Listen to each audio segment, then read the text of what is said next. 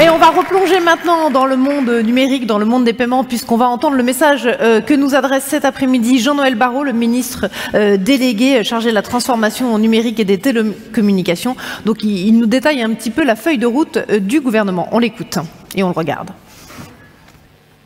Monsieur le gouverneur, monsieur le président du GIE, mesdames et messieurs, je suis très heureux de m'adresser à vous à l'occasion de ce forum organisé par le GIE Carte Bancaire.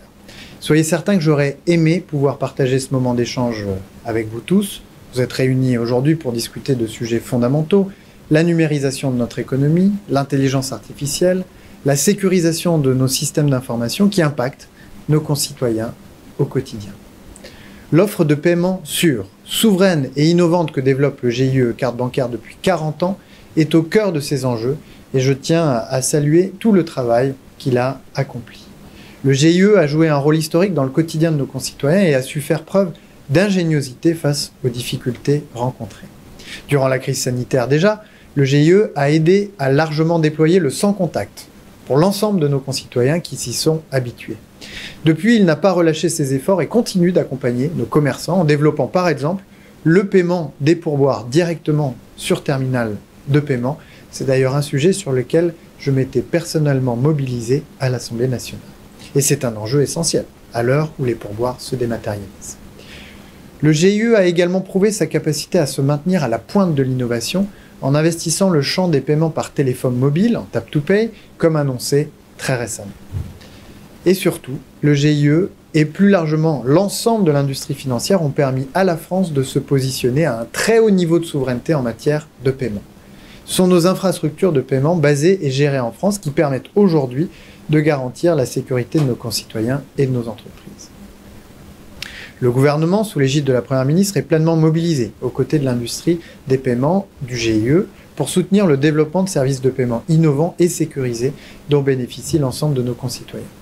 Nous veillons à ce que la capacité d'innovation soit préservée en matière de régulation qui vient en appui des fournisseurs de ces solutions de paiement. Au niveau européen, la Commission a récemment proposé un paquet législatif relatif aux services de paiement. Celui-ci affiche 3 objectifs: adapter la réglementation au développement du marché, prendre en compte les innovations les plus récentes, assurer une concurrence équitable qui bénéficiera aux entreprises françaises et continuer à assurer un très haut niveau de protection des consommateurs en matière de paiement, notamment face à la fraude, tout en garantissant la fluidité des parcours clients. De même, avec Bruno Le Maire, nous souhaitons faire en sorte que les paiements instantanés se développent plus largement au bénéfice des consommateurs et des commerçants. L'accord politique obtenu le 7 novembre dernier entre les États membres et le Parlement sur le règlement virement instantané s'inscrit dans cette ambition. Pour garantir pleinement nos souverainetés en matière de paiement, nous avons besoin d'infrastructures pan-européennes. C'est pourquoi nous continuons de soutenir le projet EPI, toujours porté par les banques de la place, qui propose une solution pan-européenne de virement instantané disponible sur un portefeuille numérique. Je tiens à féliciter le travail des équipes sur ce projet, ainsi que les récentes annonces qui prévoient le lancement de la solution en 2024. Plus largement, les actions du GIE Carte Bancaire s'inscrivent dans la digitalisation de notre économie, désormais au cœur des activités des TPE et PME. La France est l'un des pays européens les plus avancés en termes d'usage des cartes de paiement, avec 57% des paiements effectués par carte en valeur, comparé à 41% en Europe. Avec Bruno Le Maire, nous soutenons pleinement cette demande de fluidité des paiements en veillant à ce que la protection des consommateurs soit assurée. Ainsi, dans le cadre de la construction de la nouvelle stratégie nationale des moyens de paiement, nous souhaitons développer l'utilisation des cartes bancaires au niveau national, ainsi que du paiement sans contact, et élargir encore le champ des professions acceptant les moyens de paiement électroniques. Souhaitons développer aussi les innovations dans les paiements, notamment le Request to Pay, les solutions innovantes basées sur le virement instantané et l'utilisation des portefeuilles numériques. Puis nous souhaitons promouvoir plus avant les usages innovants au bénéfice des consommateurs de l'open banking et nous souhaitons soutenir plus largement l'ensemble des fintechs des paiements en les aidant à créer le monde numérique de demain. Le secteur des paiements, à l'avant-garde de la transformation numérique de notre économie, doit désormais relever le défi de la sécurisation des systèmes à une époque où la menace cyber ne cesse de croître, de se diversifier et de se sophistiquer. Le secteur des paiements a un rôle clé à jouer en ce sens pour préserver en toutes circonstances la confidentialité l'intégrité, la disponibilité des systèmes d'information.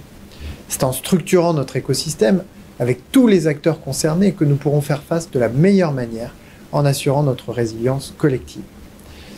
L'État promeut précisément les piliers qui la garantissent et c'est l'ambition que le président de la République a affirmée dès 2021 à travers la stratégie d'accélération cyber France 2030 qui nous permet de couvrir l'ensemble des volets nécessaires au développement d'un écosystème souverain. Nous devons poursuivre nos efforts et déjà au niveau européen, des avancées concrètes ont eu lieu. La loi sur la résilience opérationnelle numérique, DORA, qui couvre les prestataires de services et de paiement, a fait l'objet d'un accord sous présidence française de l'Union européenne. La mise en œuvre efficace de ce règlement représente un nouveau défi pour les entités financières en Europe et c'est en maintenant un très haut niveau d'ambition que nous parviendrons à nous protéger des risques. Je tiens une nouvelle fois à saluer le travail des acteurs réunis aujourd'hui. Nous devons continuer à nous montrer innovants pour proposer des solutions adaptées aux besoins et aux attentes de nos concitoyens. Je vous souhaite une excellente journée et je vous dis à très bientôt.